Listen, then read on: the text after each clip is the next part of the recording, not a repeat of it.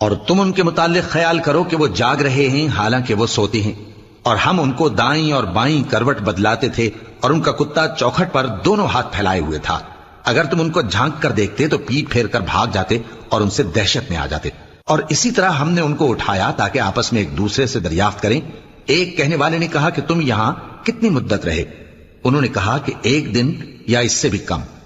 انہوں نے کہا کہ جتنی مدت تم رہے ہو تمہارا پروردگار ہی اس کو خوب جانتا ہے، تو اپنے میں سے کسی کو یہ روپیہ دے کر شہر بھیجو، وہ دیکھے کہ نفیس کھانا کون سا ہے تو اس میں سے کھانا لے آئے، اور احتیاط سے آئے جائے اور تمہارا حال کسی کو نہ بتائے۔ اگر وہ تم پر دسترس پا لیں گے تو تمہیں سنسار کر دیں گے یا پھر اپنے مذہب میں داخل کر لیں گے، اور اس وقت تم کبھی فلاح نہیں پاؤ گے۔ اور اسی طرح ہم نے لوگوں کو ان کے حال سے خبردار کر دیا تاکہ وہ جانیں کہ اللہ کا وعدہ سچا ہے، اور یہ کہ قیامت جس کا وعدہ کیا جاتا ہے اس میں کچھ شک نہیں۔